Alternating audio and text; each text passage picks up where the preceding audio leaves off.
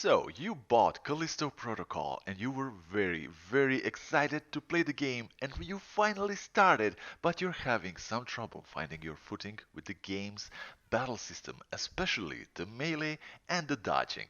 Guys, worry not, I am here once again and I will provide the best guide I can, which is going to help hopefully a lot of you, which is something that my guides usually do. Now, the game it gives a very basic understanding of how the dodging works.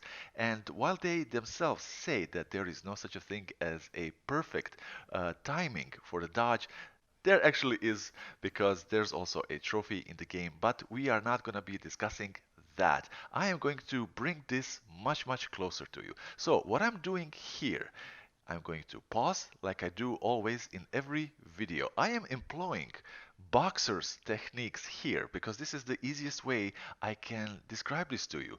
From the very beginning of this little encounter, I was keeping my focus, on the enemy, and I immediately started going to the right. It doesn't matter if you choose the left or the right. Go to one side until an attack comes. As soon as there's a swing and you dodge, you switch your footing to the other side. As soon as these attacks stop and he backs away, that is the end of the sequence, and your own thinking about your footing can just reset.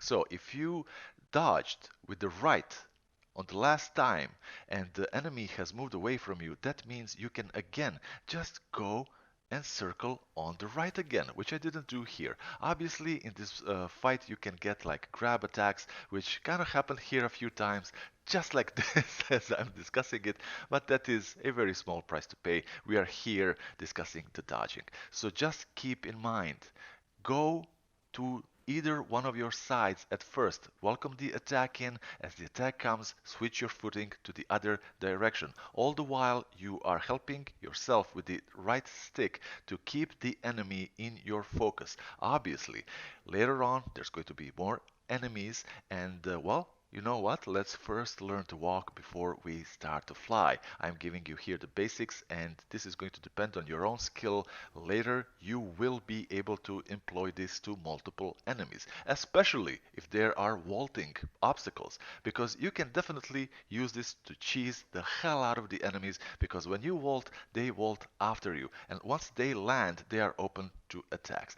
Guys, this is Albetium. Hopefully this helps you and you understand this combat system easier, because it doesn't matter that you have to press at the right time. You can literally be holding left or right the whole time and it's going to be the end result you want.